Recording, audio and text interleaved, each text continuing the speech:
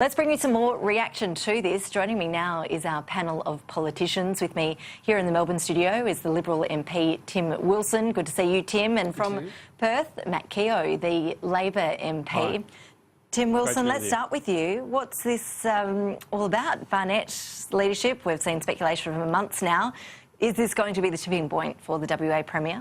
Well, this story is still evolving, Ashleigh. You acknowledge that, I acknowledge that. But clearly the WA government has had a series of bad opinion polls. What I would always stress to anybody on either side of politics, and especially my own, is never to get nervous about opinion polls. This government in WA has delivered for the people of WA over 2 terms. It has won very significant results in the elections, and what you always have to do is hold your nerve and make considered decisions rather than just jumping at an opinion poll. But there's no dispute, if you've got such an action as this, it's going to have ramifications, and the key challenge is for the Parliamentary Liberal Party in WA to deal with it as quickly as possible and move on and focus on actually winning the election held next year.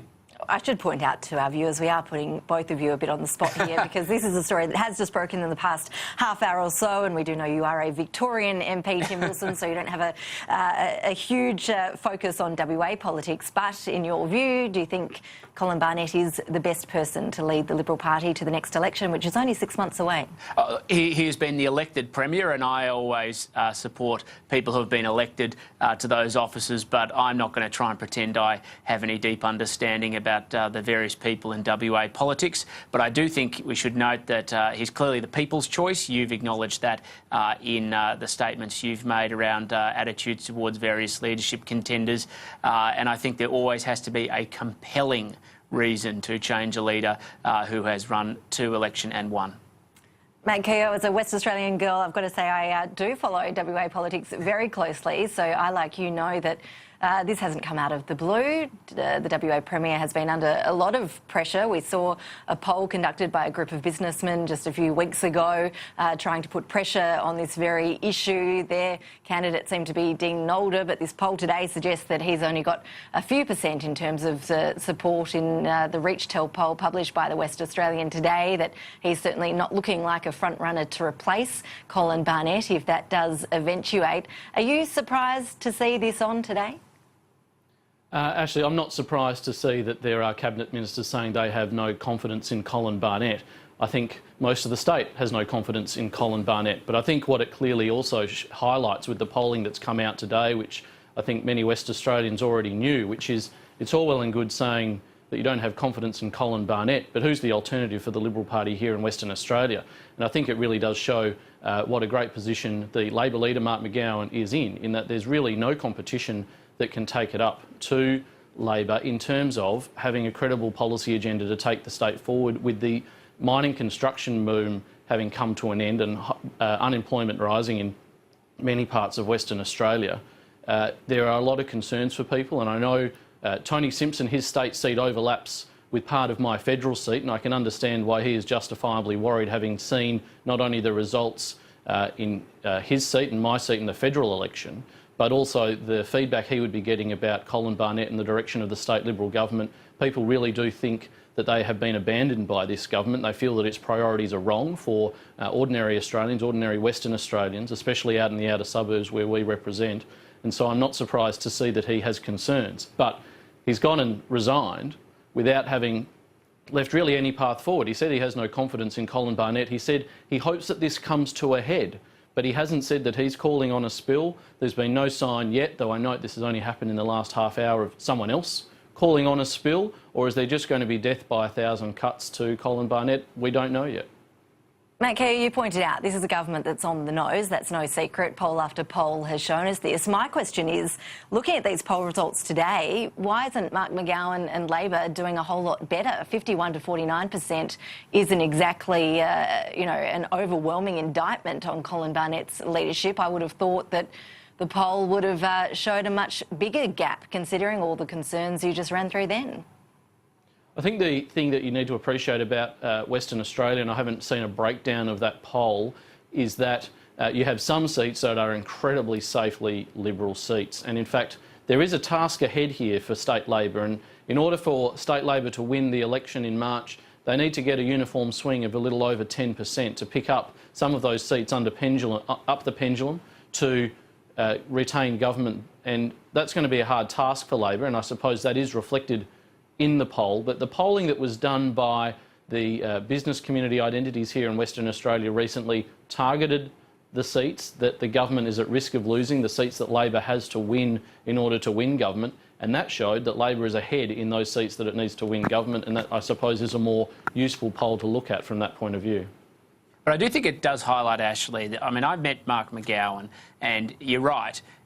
If there was, as Matt's just said, that the WA Liberal Party was in such trouble, they would be much further ahead in public opinion polling. Yes, there's a seat-by-seat breakdown, but the state mood is not as heavily against the Liberal Party, and Mark Gowan is clearly not the people's choice alternative. Having met him, I've got to say I found him to be a bit of an empty shell. I've yet to see anything that has given me any confidence that he's going to storm home to victory on the basis of these types of polls. Well, I'm sure we're all lucky that West Tim's not voting Australians in WA, so that's fine. We'll be listening very closely to a federal Victorian MP's view on all of this. Let's move on to federal politics, because there's a lot going on there as well. Matt Keogh, Senator Conroy's resignation. I assume you were taken by surprise as much as the rest of us yesterday. We heard from Bill Shorten overnight that Senator Conroy resigned via text message. We know Mr Shorten's in Canada. He's cited the time difference as being one of the reasons there. Darren Hinch, the new senator, has taken to Twitter today, and he says that's bull dust from Bill Shorten. He's saying that, well, he's suggesting there's more going on here. Is there anything else going on here? Should we be looking further into the logistics surrounding Senator Conroy's departure? Look, as a new backbencher from Western Australia, Stephen didn't give me a heads up on what he was going to do on Thursday night, but I'm not surprised. I am surprised that he left. It's obviously come as a shock to many people in the party, but you know, I completely understand. He's been in Parliament for a very long time. He has made a huge contribution to the Labor Party and to this nation with the development of the NBN, and he's decided it's time for him to step out and go, and I think we should all just respect that. And look, I know, having been only in Parliament now for a few weeks really, and travelling from WA, you know, it does put a strain on the family. I'm sure 20 years of travelling up and down and around the country that Stephen Conroy has done, and having gone through the hard yards of rolling out an NBN strategy, a real pathway forward in the 21st century for Australia, which unfortunately the government has dismantled, takes its toll. And I think we should respect that and acknowledge the great contribution that Stephen's made. Tim Wilson, is there anything strange here? Why do we always have to dig deeper for a better reason? Why can't we just accept that, yes, after 20 years it was a good innings and he wants to spend time with his daughter who's school-aged, and everyone can understand you know, I don't need to tell you what it's like travelling to Canberra back and forth. No, I've done a bit of it. I'm going to accept in broad principle Conroy's resignation on face value. It seems to me that after 20 years and having served at very high levels of government, that it's entirely legitimate to resign. But there is actually a very serious issue now for Bill Shorten in this, because Stephen Conroy was always Shorten's man behind him, backing him, organising the Victorian division. And, you know, while you never want to be the person who has Bill Shorten behind you, because we know his little sort of knifey history. I know you're laughing there and containing it. Stephen Conroy was the guy who had his back. So the question is, who's going to have Bill Shorten's back? We've seen Anthony Albanese rise his profile in the past couple of weeks, raise his profile. Tanya Plibersek's been doing it this week during question time. It seems to be now that it might be game on in Labor leadership if Bill Shorten doesn't get somebody to watch his back in the absence of Stephen Conroy, as well as the all-out war that is about to erupt in the Australian Labor Party in Victoria for Conroy's replacement in the Senate. Yeah, Matt Keogh, on two of those points. Firstly, does this move increase pressure on Bill Shorten's leadership? And what do you make of the push we're seeing from the left wing of the Labor Party today for the right to replace Stephen Conroy with a woman? We've seen Kim Carr making comments today that it really should be a female who replaces him in that Senate spot. Well, I think actually the great thing that we've got in federal Labor right now is that Bill Shorten is in a very secure position as our leader, and with Stephen Conroy going, Bill can still be secure in his leadership and doesn't need in any way to fear anything from Stephen's departure. And I think that really does demonstrate the the strong position that Bill is in. Of course, Tanya has been having a higher profile in the last couple of days in the Parliament. Whilst Bill has been travelling over in Canada, it makes complete sense that the Deputy Leader would be leading the charge in question time. But it does sit in stark contrast, really, to what we have seen not only in this past week in Parliament, but also the first sitting week in Parliament of what is really a divided government. It's been really interesting to see, as a new member of the Parliament, the way in which the government has tried to throw these sort of faux leadership speculation in the Labor Party around as a way of trying to drum up and distract from what is actually going on in the government. And we saw the government, we saw the Prime Minister, Malcolm Turnbull, get rolled on his ironclad guarantee of superannuation this week. And that's just symptomatic of the division that has been going on in the government ever since the election, and of course before the election with a change of Prime Minister. That is a real contrast to Labor. Bill's in a perfect position of leadership and strength within the Labor Party, and if you like, can afford to see Stephen Conroy step down, spend some time with his family, which is something that Malcolm Turnbull cannot afford to do. He must always keep an eye on his back at all times. Look, as fun as leadership speculation is, we are running out of time, and I do want to cover off a policy issue that was a big one in the past week, and that's some comments from Malcolm Turnbull yesterday. He acknowledged that compromise may be needed, especially when it comes to the same-sex marriage plebiscite, Tim Wilson, and also the company tax cuts.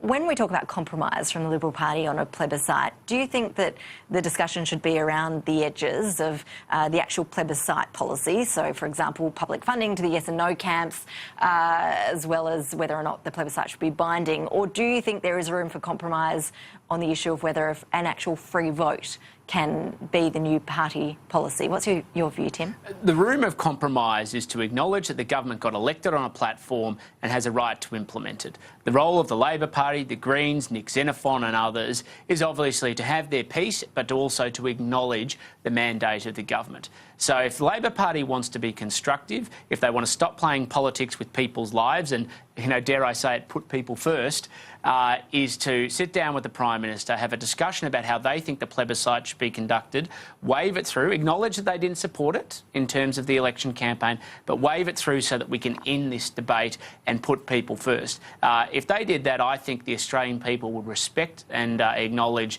that finally they have trust in the Australian people to have this discussion, to resolve it and to move the country forward together. That's where we should be focusing, and that's what Labor should be doing. How hard is it for you, though, to sit here and prosecute that argument when you want same-sex marriage in this country ASAP, and the quickest, cheapest way for that to happen, as you know, is through a free vote in the Parliament? It's not hard at all, because I went to an election saying that I would support a plebiscite.